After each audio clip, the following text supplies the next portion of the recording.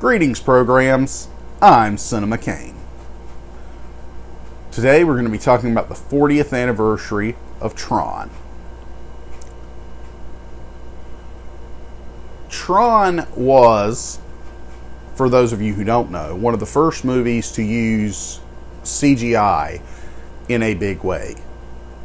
Now, it didn't have nearly the amount of shots that a movie like The Last Starfighter did, like 4 years later, I think it was. And the reason it's so groundbreaking is because Disney was the one taking the risk on this particular production. Tron is a very basic story, if you don't know. But basically, the idea behind Tron is that what if the world inside the computer had the programs actually competing in the computer games that you, the user, are playing on the outside? It's interesting in that way simply because you find yourself almost at a moral quandary at some points watching the film, thinking to yourself, wait, does that mean that I'm actually killing someone in the game when I'm killing someone in the game? I mean, you're obviously not, but it does make you kind of think differently for a bit while watching the film, which I think is important. The great David Warner was the villain. He passed away recently, unfortunately, and he was an absolutely wonderful actor who, for whatever reason, I guess maybe just because his voice and look fit the bill, was almost always cast as a villain. And when he wasn't, he was cast as a scientist or maybe a slightly shady character. I don't know. It's an interesting career to follow. I'm going to be covering more of his stuff on the channel. Anyway, on top of that, you had Jeff Bridges as your main character, Flynn, and of course, Tron was played by the great Bruce Boxleitner, who most recently can be seen on the Orville. It's a really intriguing film, and it's because of how groundbreaking it is with the visual effects that it used, as well as the story that they told.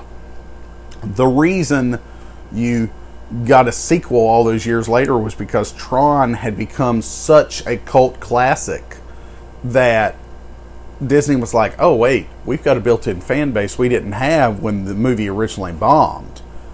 And because this fan base is built up because of the release of VHS and DVD and Blu-ray, we can now take full advantage of that and have a legacy sequel all these years later. And I'm not here to hate on Tron Legacy. I actually think it's pretty good, but I do not think that it does, in fact, hold a candle to the original. Now, the score to the original Tron is very good, but I wouldn't say it's anything to write home about. I'd say that's probably the one thing that Tron Legacy has over the original is I feel like the soundtrack is much stronger on the sequel. Overall, though, Tron is just a really great movie. And when you think about the fact that Disney has been innovating in the film industry for decades upon decades, it just makes sense that they would be the ones to take this risk with CGI, because they're the ones that, they put out the first ever feature-length animation film. Their animation has for years pushed the boundaries, and now they've got this new technology available to them, and they're like, hey, we can use that.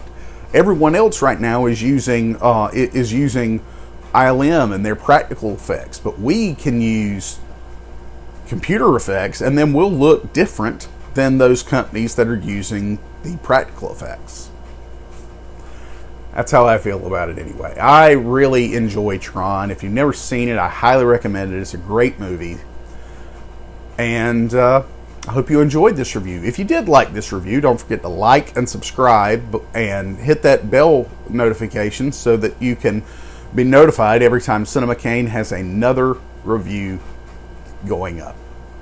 I've been your host, Cinema Kane, and I'll see you at the video store.